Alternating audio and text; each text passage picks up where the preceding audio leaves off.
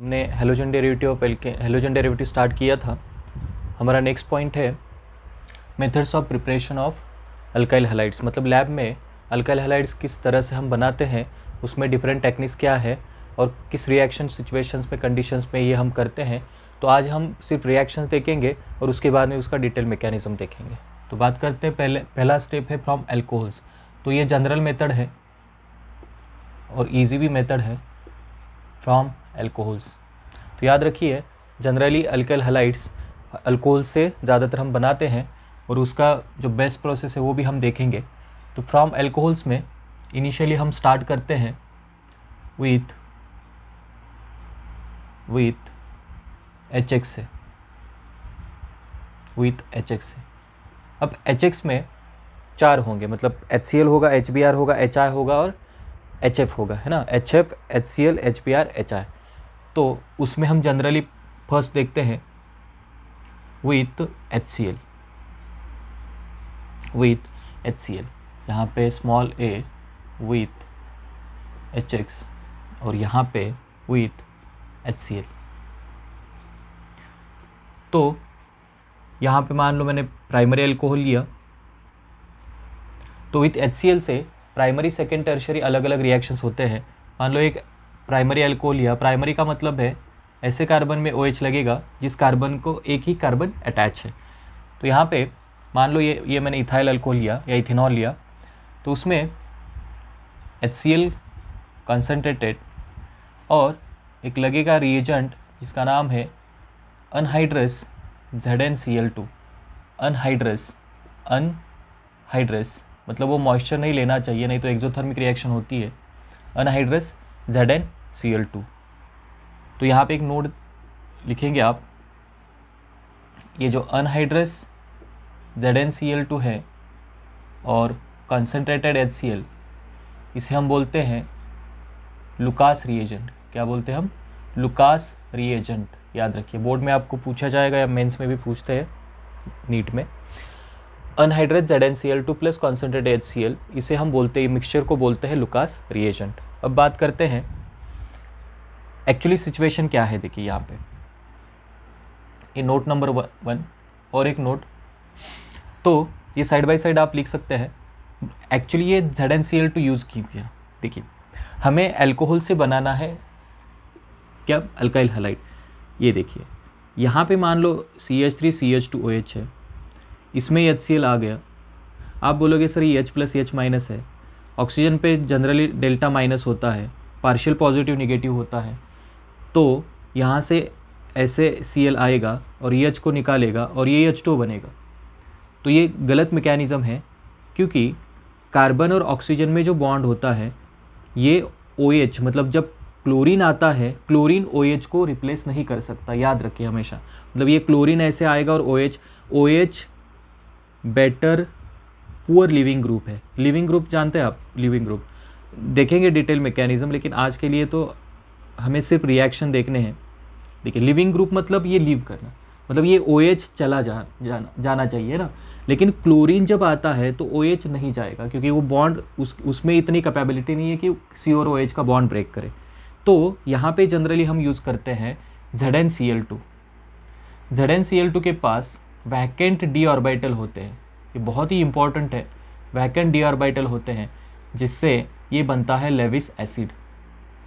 और आप जानते हैं जो RO है, देखिए मैं इसको R कंसिडर करता हूँ, अल्काइल RO है, यहाँ पे लोन पेयर्स है। तो ZnCl2 ये लेविस बेस होगा, ये लेविस एसिड होगा, ये इसको इलेक्ट्रॉन देगा और Zn क्या करेगा? ये ऑक्सीजन और R का बॉन्ड वीक करेगा। सो ZnCl2 weakens the RO bond, मतलब ये बॉन्ड। ये दूसरा इंपॉर्टेंट नोट है, बहुत डीप में जाएंगे, थोड़ा प्रैक्टिस करिए, टेंशन लेने की ज़रूरत नहीं है। अगर मान लो कुछ चीज़ें समझ में नहीं आ रही है, या मैंने मतलब आप ऐसे कंसिडर किया कि आपको पहले से पता है, तो ये नंबर है, मैसेज करिए, आप कमेंट बॉक्स में भी जा सकते हैं। तो पहला नोट हो गया लुकास रिएजेंट का। दूसरा नोट है ZnCl2 ही क्यों? क्योंकि ZnCl2 के पास वैकेंट d ऑर्बिटल होते हैं। अब ऑक्सीजन आराम से निकल सकता है, तो ये OH को जिंक निकालेगा और जिंक क्या करेगा, OH को निकालने के बाद क्लोरीन वहाँ पे, तो ये थोड़ा नोट करिए। तो ये नोट हो गया 1, ये नोट हो गया 2, पॉज करिए लिखिए। तो क्या होगा बताइए, अनहाइड्रस ZnCl2 ये बॉन्ड को वीक करेगा, ये बॉन्ड को वीक करेगा, ये C और OH का बॉन्ड टूटेगा और क्लोरीन यहाँ पे आएगा। मतलब क्या बनेगा, CH3 CH2 Cl plus H2। मतलब जिंक बाद में वो ऑक्सीजन और OH का बॉन्ड बना देगा, है ना। तो यहाँ पे H2 निकल रहा है, इसका मतलब आपको हीट करना पड़ेगा। तो इस रिएक्शन को हम बोलते हैं ग्रूज प्रोसेस।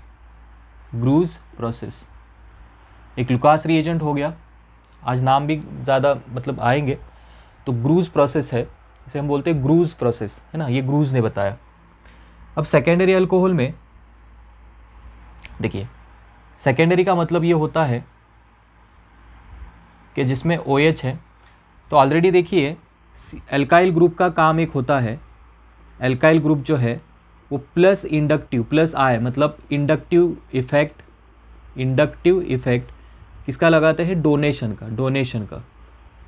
याद रखिए ये सी अल्काइल ग्रुप इलेक्ट्रॉन देंगे, ये अल्काइल ग्रुप इलेक्ट्रॉन देंगे और यहाँ पे ऑक्सीजन की इलेक्ट्रॉन डेंसिटी यहाँ पे बहुत बढ़ जाएगी, तो ये बॉन्ड अपने आप वीक होगा। इसके लिए आपको मतलब हीट करने की ज़रूरत नहीं है, ZnCl2 आराम से इसको निकालेगा। इसमें थोड़ा डिफ़िकल्टी आती है, इसलिए थोड़ा सा हीट करना पड़ता है। तो ट्रिक के लिए आप नो मतलब हीट ऐसे कुछ लिख सकते हैं, है ना, मतलब ये ऐसे समझ सकते हैं। तो यहाँ पे आपको क्या करना पड़ेगा, ये प्लस I दे रहा है, अपने आप ये OH जा रहा है, इसका मतलब ये है इंडक्टिव इफेक्ट से क्या होगा। इंडक्टिव इफेक्ट मतलब क्या है, इलेक्ट्रॉन का मूवमेंट है ना। तो CH3 ये H है और यहाँ पे OH है और यहाँ पे HCl अगर कॉन्सेंट्रेटेड आपने यूज़ किया और अनहाइड्रस ZnCl2, तो ये अपने आप जिंक ही इसको क्या करेगा, ब्रेक करेगा, Cl उसकी जगह ले पाएगा। मतलब CH3 CCH3 यहाँ पे H है और ये बन गया आपका Cl और प्लस CH2, ये याद रखिए। अब बात करते हैं टर्शरी की। देखिए टर्शरी तो और आसान है, क्योंकि और एक अल्काइल ग्रुप बन गया।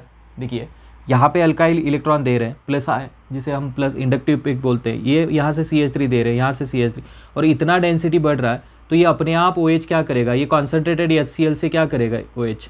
देखिए यहाँ पे देखिए ये कार्बन है, OH है, क्या करेगा ये, वो ऑलरेडी एक H है, तो ये इसका लोन पेयर, इतना इलेक्ट्रॉन डेंसिटी बढ़ता है, ये OH प्लस को खींचेगा, अपने आप खींचेगा। मतलब ये इलेक्ट्रॉन दे रहे हैं, है ना, तो जब खींचेगा तो यहाँ पे लोन पेयर देने के बाद आएगा OHH। ये तो स्केलेटन यहाँ पे है ही ऑलरेडी ये, और ये OH ये 2 इलेक्ट्रॉन लेके जाएगा और ये न्यूट्रल H2 बन गया और यहाँ पे पॉजिटिव आयन आएगा और आराम से अभी क्लोरीन क्या होगा, इस पर अटैच होगा, है ना।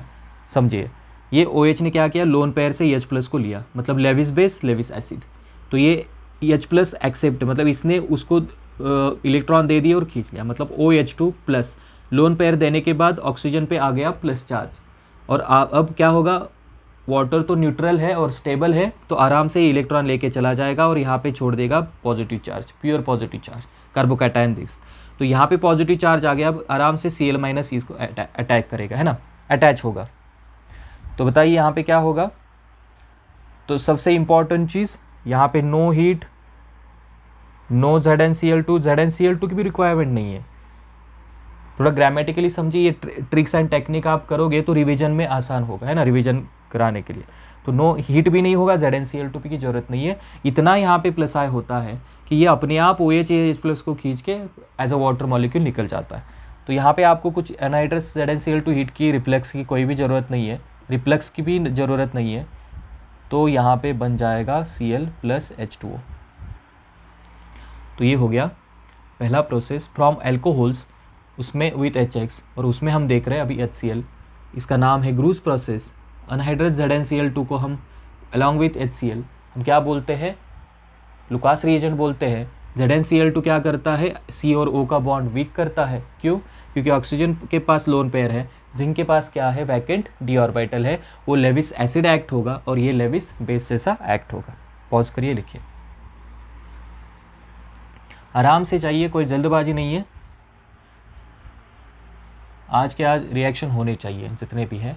देखिए HCl हो गया। अब बात करते हैं HBr की। तो सबसे इम्पॉर्टेंट चीज़ इधर ही बताता हूँ। मान लो प्राइमरी अल्कोहल मैंने लिया, देखिए CH3 CH2OH प्लस HBr, ये तो अनस्टेबल है, जान लीजिए ये अनस्टेबल है। मतलब लैब में आपको HBr नहीं दिखेगा, मतलब हाइड्रोजन ब्रोमाइड अनस्टेबल होता है। जब वो लगता है तो आपको वो रिएक्शन, मतलब वो सॉल्यूशन, मतलब कैसे बनाते हैं इसको देखिए, NaBr या KBr लेते हैं हम, और प्लस हम इसमें कॉन्सेंट्रेटेड H2SO4 ऐड करते हैं, देखिए, और इसमें रिफ्लेक्स करते हैं या हीट करते हैं। तो जो कि HBr है वो अनस्टेबल है, मतलब लैब में आपको एग्जिस्टेंस उसका नहीं मिलेगा। जब लगेगा तभी आपको यूज़ करना पड़ेगा। उसके लिए आपको क्या करना पड़ेगा, NaBr लेना पड़ेगा और उसमें थोड़ा कॉन्सेंट्रेटेड H2SO4 ऐड करना पड़ेगा, तो उसमें इमीडिएटली आपको HBr मिलेगा और ये रिएक्ट करेगा। अब जानते हैं अभी कॉन्सेंट्रेटेड H2SO4 है तो ये लोन पेयर क्या करेगा, इसका H+ लेगा, और HBr एसिडिक है, इसमें भी H+ है, तो वो क्या करेगा, यहाँ पे H+ लेगा, मतलब CH3 CH2OH है, लोन पेयर H+ को देगा, और यहाँ पे ऑलरेडी एक H है और एक H आएगा और लोन पेयर प्लस, और ये इलेक्ट्रॉन लेके एज अ वाटर मॉलिक्यूल निकल के जाएगा क्योंकि वो स्टेबल है। तो ये ड्राइविंग फोर्स रिएक्शन का है। और यहाँ पे जब पॉजिटिव चार्ज आ गया तो Br आराम से अटैक करेगा। तो इसका मतलब ये हो गया, सब्सटीट्यूट कर दिया किसने, Br ने, प्लस वाटर। कितना इजी रिएक्शन है देखिए। अब बात करते हैं सेकेंडरी अल्कोहल की। देखिए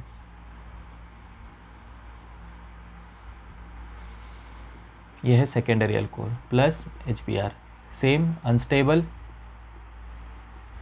NaBr प्लस कॉन्सेंट्रेटेड H2SO4। यहाँ पे बहुत बड़ी गलती हो जाएगी, ये देखिए कॉन्सेंट्रेटेड। सुनो, सेकेंडरी और टर्शरी अल्कोहल में अगर मैंने ये लिया, ये नोट देखिए, मान लो मैंने टर्शरी अल्कोहल लिया ऐसे, इसमें अगर आप कॉन्सेंट्रेटेड H2SO4 ऐड करेंगे, कॉन्सेंट्रेटेड H2SO4 ऐड करेंगे तो इमीडिएटली यहाँ पे होगा डिहाइड्रेशन, यहाँ पे होगा डिहाइड्रेशन, याद रखिए। मतलब ये OH यहाँ पे H+ लेके ऐसे वाटर मॉलिक्यूल निकाल के ऐसे नहीं होगा, देखिए यहाँ पे ऐसे होगा CH2 और ये H, तो ये निकल के जाएगा, ये H और ये OH ऐसे होगा। ये यहाँ पे बहुत ही इंपॉर्टेंट है, देखिए ये H और ये OH बहुत ही वीक बॉन्ड होते हैं, तो ये H और ये OH अपने आप निकल के जाता है। कॉन्सेंट्रेटेड H2SO4 यहाँ पे आएगा, OH2 बनेगा, वाटर एलिमिनेट होगा, प्लस आएगा, और ये H यहाँ पे डबल बॉन्ड बनाएगा। आप ऐसे भी सोच सकते हैं, मान लो यहाँ पे OH2 आ गया, OH2 प्लस हुआ, ये चला गया, यहाँ पे प्लस आ गया, और ये प्लस को न्यूट्रलाइज करने के लिए यहाँ से H ने ये 2 इलेक्ट्रॉन यहाँ दिए और एल्कीन बना दिया। थोड़ा मैं वापस लिखता हूँ इसको, तो CH3C CH3 CH3OH, तो यहाँ पे जनरली हम ऐसे बोलते हैं, ये H2 को हटा दें क्योंकि वापस बाद में H+ गया है यहाँ पे ना, और यहाँ पे बनता है डबल बॉन्ड, यहाँ पे -H2, डिहाइड्रेशन मतलब डी मतलब रिमोल, हाइड्रा मतलब वाटर, तो यहाँ पे होगा CH3C CH3 double bond CH2, ये बन जाएगा एल्कीन। तो याद रखिए सेकेंडरी और टर्शरी अल्कोहल में, ये दोनों में आपको लेना पड़ेगा डाइल्यूट H2SO4, बस विदाउट हीटिंग आपको लेना पड़ेगा डाइल्यूट H2SO4 सेकेंडरी और टर्शरी में। और क्या बनेगा, प्रोडक्ट तो सेम ही है, CH3C CH3, यहाँ पे H, OH के जगह पे आएगा Br और प्लस वाटर। और टर्शरी में क्या बनेगा बताइए, अब टर्शरी की रिएक्शन लिखिए यहाँ पे, मान लो CH3C CH3, यहाँ पे CH3OH प्लस HBr, ये अनस्टेबल है, तो यहाँ पे NaBr और डाइल्यूट, यहाँ पे क्या लगना चाहिए, डाइल्यूट, यहाँ पे कॉन्सेंट्रेटेड है, यहाँ पे डाइल्यूट। यहाँ पे एक ही ट्रिक है सेकेंडरी और टर्शरी में डाइल्यूट H2SO4, क्यों, क्योंकि वो एल्कीन बनाते हैं। और यहाँ पे आएगा tertiary butyl, tert butyl bromide plus water.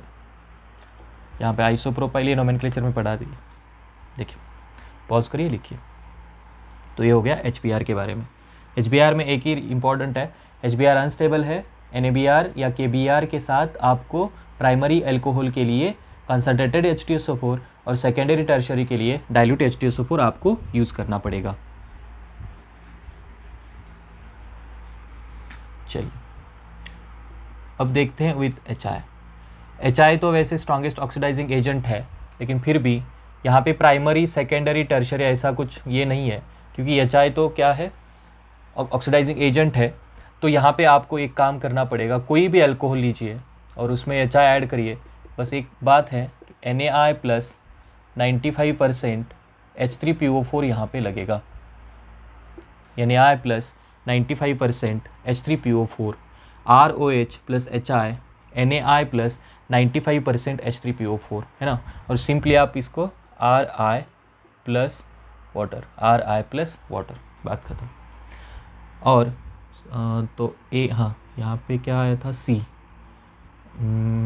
A 1 हो गया था HCl विथ HCl, 2 था HBr, ये 3 है HI और 4 है विथ HF। देखिए HF is very poisonous, HF is very poisonous and reactions are explosive reactions, hence fluorides cannot be prepared by such methods। पूरे चैप्टर में फ्लोरीन बनाने का एक ही मेथड है जो हेलोजन एक्सचेंज में हम पढ़ेंगे, बाकी सब में HF पॉइजनस है और ये सारे एक्सप्लोजिव रिएक्शन होते हैं। आप नोट कर सकते हैं, बोर्ड में आएगा 1 मार्क्स के लिए, तो वहाँ पे लिखना पड़ेगा HF is poisonous and the reactions with HF are explosive, so alkyl fluorides cannot be prepared by such methods। तो ये हो गया विथ HX। तो हमने क्या क्या पढ़ लिया, देखिए HX में HCl, HBr, HI, HF, Lucas reagent, Groves process, secondary को हीट नहीं करना है, टर्शरी में ZnCl2 नहीं यूज़ करना है। इसमें HBr अनस्टेबल है, NaBr कंसनट्रेटेड H2SO4 प्राइमरी के लिए और सेकेंडरी टर्शरी के लिए आपको डाइल्यूट H2SO4। क्यों? क्योंकि वो एल्कीन बनाते हैं in presence of concentrated H2SO4। HI में क्या करना है आपको, NaI प्लस 95% फॉस्फोरिक एसिड लेना पड़ेगा। फॉस्फोरिक एसिड का स्ट्रक्चर आपको याद रखना चाहिए, ये ऐसे होता है OH, ये फॉस्फोरिक एसिड H3PO4, और HF तो पॉइजनस है, एक्सप्लोजिव, याद रखिए। तो ये हो गया A विथ HX। अब B देखते हैं, phosphorus halides with phosphorus halides. उसमें भी 1 देखते हैं, PX3। अब PX3 में PCl3 होता है, PBr3 होता है और PI3 होता है। PF3 तो फ्लोराइड हम अभी कंसिडर नहीं करेंगे। तो चलिए पहले ये प्राइमरी सेकेंड टर्शरी सबके लिए एक ही है। तो एक हम एल्कोहल लेते हैं, CH3 CH2OH प्लस PCl3, और यहाँ पे देखिए ये बहुत ही इम्पॉर्टेंट है। यहाँ पे थोड़ा मतलब आपको याद रखने के लिए, देखिए यहाँ पे 3 क्लोरीन है, तो यहाँ पे भी आपको 3 क्या करने पड़ेंगे, मॉलिक्यूल्स कंसिडर करने पड़ेंगे। ये इस रिएक्शन के लिए ना, यही ट्रिक है। ज़्यादातर क्या होता है जेई मेंस में, नीट में, हाँ, और याद रखिए ये जेई मेंस और नीट में ये रिएक्शंस काम आने वाली है। तो नीट में जनरली क्या पूछते हैं कि इसका बाय प्रोडक्ट क्या है, मतलब बाय प्रोडक्ट अभी पूछते हैं, मतलब अभी जेई मेंस और देखोगे आप, तो यहाँ पे 3 है और यहाँ पे भी 3 मॉलिक्यूल्स हैं। अगर ये 3 Cl यहाँ पे आके OH को रिप्लेस करेंगे, हमेशा याद रखिए ये, अब मैंने बताया था कि क्लोरीन अब ये OH को कैसे हटाएगा, ये तो पुअर लिविंग ग्रुप है, ये लिव नहीं कर सकता। तो हमेशा याद रखिए P और O का और S डबल बॉन्ड O का हमेशा बॉन्ड स्ट्रांग ही होता है। अगर फॉस्फोरस है तो ऑक्सीजन इमीडिएटली उसके पास चला जाएगा बॉन्ड बनाने के लिए। तो ऑक्सीजन की जो मतलब रिएक्टिविटी है फॉस्फोरस और सल्फर बढ़ाता है, मतलब P दिखेगा तो ऑक्सीजन इमीडिएटली उसके पास चला जाएगा कार्बन को छोड़ के, है ना। तो मुझे बताइए 3 Cl है, 3 Cl यहाँ पे जाएंगे और 3 बार CH3 CH2 Cl बनेगा। पहला तो अपना अल्काइल हैलाइड बन गया। अब यहाँ से आ गए 3O 3H, देखिए 3O 3H यहाँ पे आ गए और यहाँ पे बच गया एक P।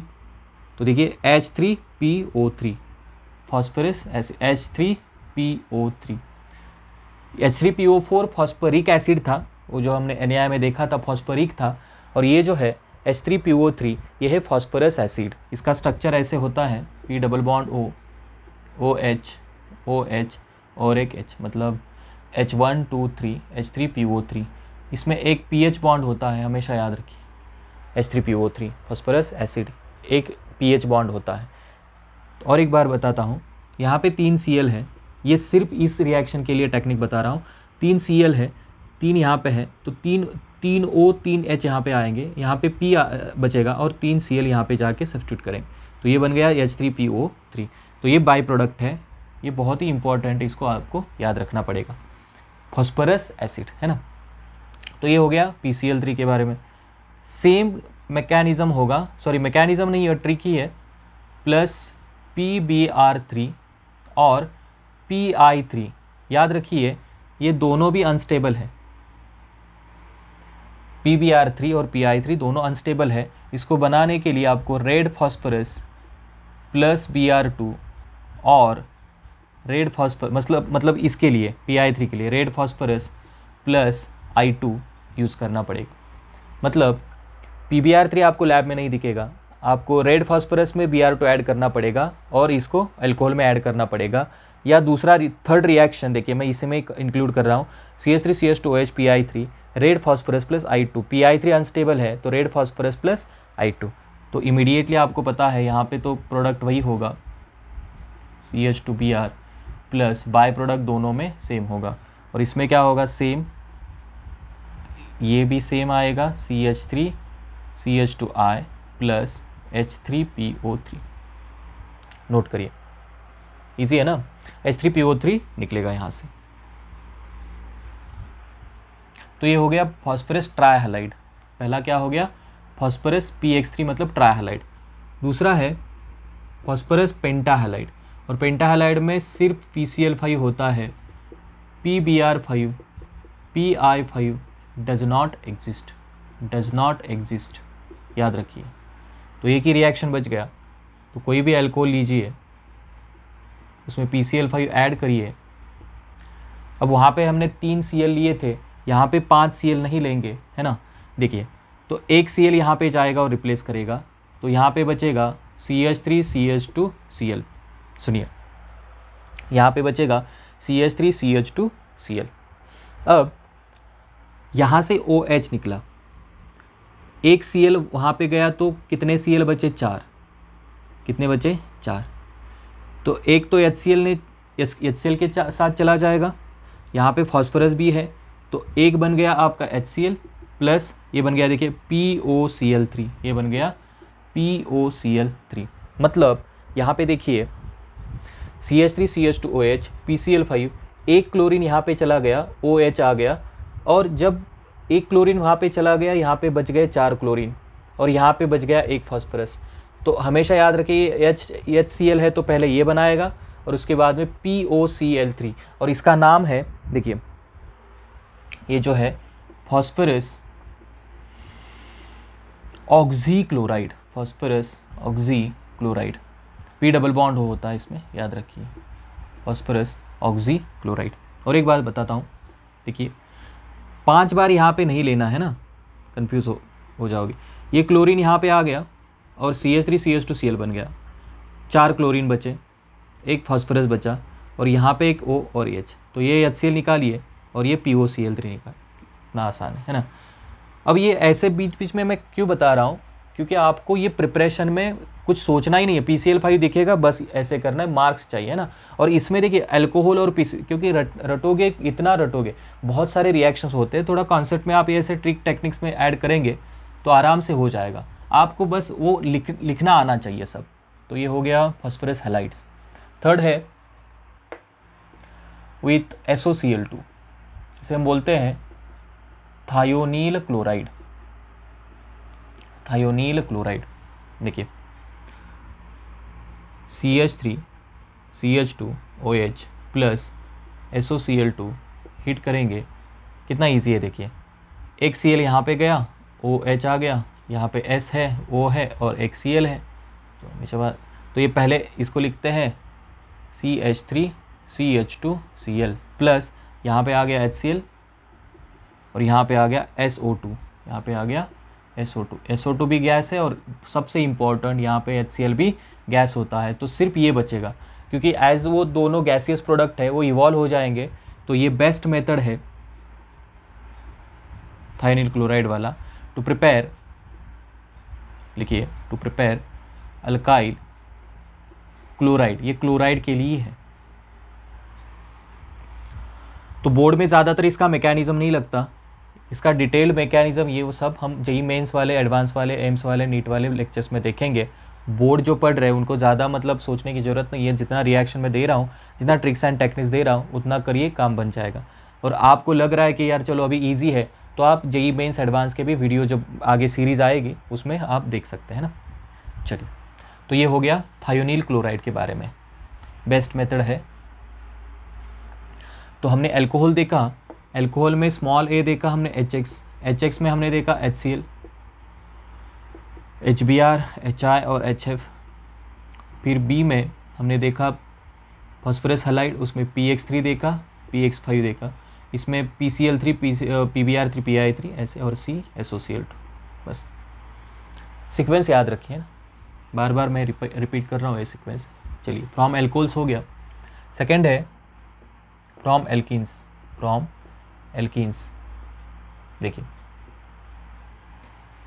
अब एल्कीन से कैसे बनाओगे, तो पहले हम बात करते हैं सिमेट्रिकल एल्कीन, सिमेट्रिकल एल्कीन्स। अब एल्कीन्स में ये टाइप नहीं है, याद रखिए, ये सिमेट्रिकल अनसिमेट्रिकल बस हमें मतलब समझने के लिए क्या है। अगर डबल बॉन्ड है उसको ब्रेक करिए, दो साइड में अगर सेम सेम है, मतलब एक कार्बन, दो हाइड्रोजन, तो यह है सिमेट्रिकल। तो सिमेट्रिकल में कैसे होता है, देखिए CH2 डबल बॉन्ड CH2, इसमें अगर आपने HCl ऐड किया, HCl, तो देखिए यहाँ पे क्या होता है H प्लस Cl-, ये तो आप सब जानते हैं क्योंकि वो 100% आयोनाइज्ड एसिड है, हाइड्रोक्लोरिक एसिड। अब यहाँ पे क्या होगा, जैसे ही आपने ये आयोनाइज कर दिया, ये प्लस और माइनस, तो यहाँ पे ये जो पाई बॉन्ड है उसके पास, मतलब ये ऐसे पाई बॉन्ड होता है, ऊपर इलेक्ट्रॉन का क्लाउड होता है, यहाँ पे भी इलेक्ट्रॉन का क्लाउड होता है, सारे p ऑर्बिटल उसको परपेंडिकुलर होते हैं। तो इमीडिएटली क्या होगा, ये ब्रेक होगा, मान लो ऐसे ब्रेक हुआ, तो जहाँ पे ये पाई इलेक्ट्रॉन क्लाउड जाएगा वहाँ पे वो माइनस देगा, और जहाँ से आएगा वहाँ पे प्लस देगा। तो जो प्लस है वो माइनस अटैच होगा, और ये तो क्या बन गया, देखिए यहाँ पे CH2 था, डबल का सिंगल बन गया, यहाँ पे H आ गया, यहाँ पे Cl आ गया। इसका मतलब बन गया CH3। देखिए कितना इजी है, CH3, CH2 और Cl, इथाइल क्लोराइड, है ना। तो सिमेट्रिकल वैसे भी इजी है, तो आपको टेंशन लेनी है अनसिमेट्रिक, मतलब टेंशन इतनी भी नहीं, समझा रहा हूँ सब, अनसिमेट्रिकल एल्कीन। अब अनसिमेट्रिकल एल्कीन में आपको क्या देखना पड़ेगा, देखिए मान लो मैंने ये ऐसे लिया, देखिए CH3 CH double bond CH2, देखिए डबल बॉन्ड को काटिए, यहाँ पे एक कार्बन एक दो, तो अनसिमेट्रिकल है, यहाँ पे दो कार्बन, यहाँ पे एक कार्बन, देखिए प्लस HCl। अब यहाँ पे आके बैठा है H प्लस Cl-, ये डबल बॉन्ड कैसे टूटेगा, मतलब लेफ्ट की तरफ या राइट की तरफ, देखिए CH3 CH double bond CH2, तो ये जो डबल बॉन्डेड कार्बन है, ये कार्बन के पास कोई नहीं जाएगा, ये डबल बॉन्डेड कार्बन है, या तो ये ऐसे ब्रेक करेगा या तो ऐसे ब्रेक करेगा।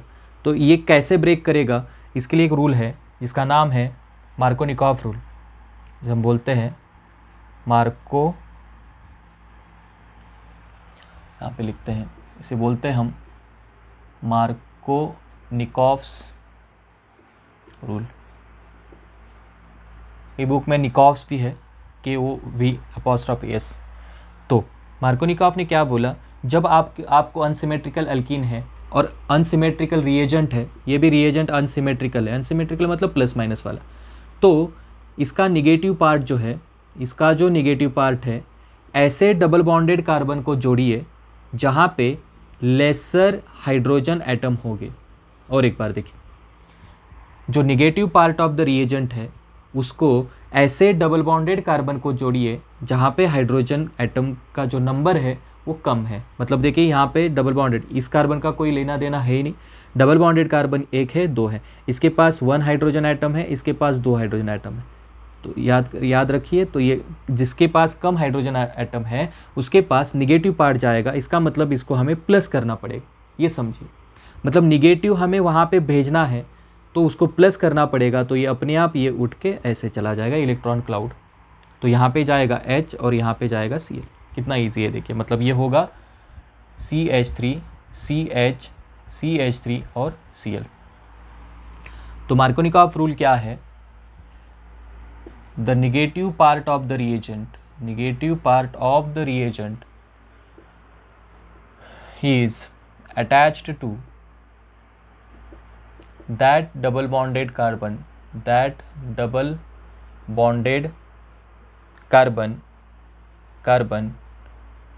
having lesser number of H atoms। बस lesser number of H atoms।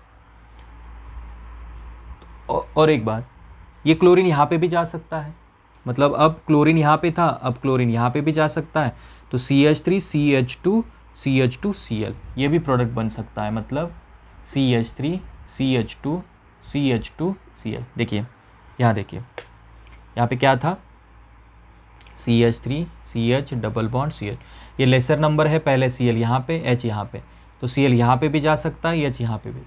लेकिन ये बनेगा आपका मेजर प्रोडक्ट जो कि 80% है, और ये बनेगा माइनर प्रोडक्ट जो बनेगा 20%। याद रखिए, ईजी है। तो मार्कोनिकॉफ रूल क्या है? आपको ऐसी सिचुएशन अनसिमेट्रिकल एल्किन आएगा, उसमें अगर HX ऐड करना है तो लेसर नंबर ऑफ हाइड्रोजन जहाँ पे डबल बॉन्डेड कार्बन है ढूंढिए, उसको नेगेटिव पार्ट अटैच करिए। अब इसके अपोजिट एक रिएक्शन है जिसे हम बोलते हैं पेरोक्साइड इफेक्ट। मतलब ये है कि मान लो CH3 CH double bond CH2, इसमें पेरोक्साइड इफेक्ट ओनली HBr देता है, क्योंकि क्लोरीन का इलेक्ट्रोनेगेटिविटी, आयोडीन का साइज उसमें कंपैरेटिवली मतलब अलग अलग प्रोडक्ट देता है, तो सिर्फ पेरोक्साइड इफेक्ट HBr देता है। यहाँ पे पेरोक्साइड आइदर मतलब हाइड्रोजन पेरोक्साइड और बेंजाइल पेरोक्साइड। यहाँ पे क्या ले सकते हैं आप, H2O2 ले सकते हैं या बेंजाइल पेरोक्साइड ले सकते हैं। तो देखिए सिर्फ HBr के लिए, देखिए सिर्फ HBr के लिए पेरोक्साइड इफेक्ट होता है। और ये क्या करेगा, देखिए पेरोक्साइड इफेक्ट, और इसका दूसरा नाम है एंटी मार्कोनिकॉफ रूल। देखिए ये मार्कोनिकॉफ रूल है, एंटी मार्को मतलब उसके opposite. The negative part of the reagent is attached to that double bonded carbon having lesser की जगह पे, देखिए एंटी मार्कोनिकॉफ, लेसर हाइड्रोजन की जगह पे लिखना पड़ेगा आपको मोर हाइड्रोजन, और ये देगा आपका मेजर प्रोडक्ट। याद रखिए, ये देगा आपका मेजर प्रोडक्ट, मतलब इसका मेजर है, इसका माइनर हो जाएगा। सुनिए, तो यहाँ पे पेरोक्साइड है, देखिए यहाँ पे Br लगेगा, या यहाँ पे देखिए उसके अपोजिट, मतलब एंटी मार्कोनिकॉफ रूल। दूसरा नाम है खरैश इफेक्ट, खरैश मायो इफेक्ट, ये भी याद रखिए। Peroxide effect, anti Markovnikov rule, Kharasch effect, Kharasch Mayo effect, है ना। तो इसका स्टेटमेंट, वहाँ पे जो लेसर है वहाँ पे सिर्फ लिखना पड़ेगा आपको मोर नंबर ऑफ हाइड्रोजन एटम। अब देखिए यहाँ पे मोर नंबर ऑफ हाइड्रोजन एटम है, यहाँ पे लेस है, मतलब यहाँ का जो माइनर है, मतलब ये वाला CH3, समझ में आ रहा है ना। यहाँ पे CH डबल बॉन्ड CH2 है, more number of hydrogen major देगा। मोर कहाँ पे, यहाँ पे Br लगेगा, मतलब CH3, यहाँ पे H लगेगा, यहाँ पे Br, ये मेजर होगा। CH3 CH2 Br, ये होगा मेजर प्रोडक्ट 80%, और माइनर क्या होगा CH3 CH3 Br, ये होगा माइनर प्रोडक्ट 20%। इन दोनों में देखिए क्या डिफरेंस है, यहाँ पे जो मेजर था लेसर नंबर वाला, वो यहाँ पे माइनर बन गया, ये सिर्फ पेरोक्साइड ऐड करने से। यहाँ पे अगर पेरोक्साइड नहीं होता तो आपका यहाँ पे ये मेजर होता, अगर ये पेरोक्साइड नहीं होता तो मेजर होता। यहाँ पे HCl है और HI है, सुनो वेरी इंपॉर्टेंट, यहाँ पे HCl HI होता और पेरोक्साइड होता, HCl HI, देखिए यहाँ पे HCl और HI होता और पेरोक्साइड ऐड होता, तभी भी यही प्रोडक्ट आएंगे मेजर माइनर। मतलब HBr के साथ ही सिर्फ पेरोक्साइड इफेक्ट ऐड होता है। चलिए, इसमें कुछ डाउट है तो व्हाट्सएप करिए, कॉल करिए या कमेंट्स में ऐड कर सकते हैं। तो ये हो गया फ्रॉम एल्कीन्स। और लास्ट आज ख़त्म करते हैं प्रिपरेशन, तो पूरा लेक्चर प्रिपरेशन का हो जाएगा। तो थर्ड है 1 क्या हो गया फ्रॉम एल्कोहल्स, 2 क्या हो गया फ्रॉम एल्कीन्स, और थर्ड है हैलोजन एक्सचेंज। हैलोजन एक्सचेंज, अब ये हैलोजन एक्सचेंज क्या है? एक हैलोजन यहाँ पे है, दूसरा यहाँ पे, सिर्फ आपको क्या करना है, जगह चेंज करनी है। तो उसमें पहला रिएक्शन आता है, स्मॉल a लिखते हैं, फिंकेल्स्टाइन रिएक्शन। फिंकेल्स्टाइन रिएक्शन, आज थोड़े नाम बहुत हो गए है ना, रिवाइज करिए नाम में कुछ, मतलब इतना आप जैसे ब्रूज हो गया, लुकास हो गया है ना, वैसे आप याद रख सकते, मार्कोनिकॉफ हो गया, फिंकेल्स्टाइन। देखिए ये है आयोडीन एक्सचेंज। आयोडीन एक्सचेंज ये बोर्ड में भी आ चुका है, CBSE हो या महाराष्ट्र बोर्ड। तो देखिए यहाँ पे आयोडीन है। अब आयोडीन क्यों बोल रहा हूँ, फिंकेल्स्टाइन में ये जो आय है, तो ये आयोडीन एक्सचेंज याद रखिए, क्योंकि दूसरा रिएक्शन अभी कंफ्यूज होता है दोनों में, इसीलिए मैं यहाँ पे ट्रिक दे रहा हूँ। आयोडीन आयोडीन है ना, फिंकेल्स्टाइन क्या होता है, मान लो CH3 CH2Cl और यहाँ पे Br लगेगा, फ्लोरीन नहीं चलता, तो यहाँ पे आपको ऐड करना पड़ेगा NaI प्लस NaI। एसीटोन में, एसीटोन उसमें क्या करेगा, देखिए ये जो आयोडीन है क्लोरीन की जगह पे या ब्रोमीन की जगह पे जाएगा, और जो Na और Cl और Na और Br, एसीटोन क्यों यूज़ किया, क्योंकि NaBr और NaCl उसमें प्रेसिपिटेट होता है, प्रेसिपिटेट PPT बनता है। एसीटोन में ये ड्राइविंग फोर्स है, ड्राइविंग फोर्स मतलब इमीडिएटली एसीटोन है ना मीडियम, तो Na और Cl इमीडिएटली बनेगा और आयोडीन उसकी जगह पे जाएगा, मतलब यहाँ पे बनेगा CH3 CH2I आयोडीन। तो कहने का मतलब ये है क्लोरीन और ब्रोमीन दोनों आप ले सकते हैं, उसके जगह पे आयोडीन एक्सचेंज। देखिए आयोडीन, क्लोरीन ब्रोमीन के जगह पे आयोडीन आ गया, इसे बोलते हैं आयोडीन को एक्सचेंज हमने किया।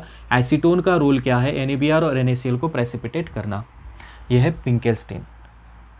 और एक है Swarts reaction, Swarts reaction, Swarts यह है fluorine exchange, fluorine exchange. This is only one reaction by which we can prepare the alkyl fluorides.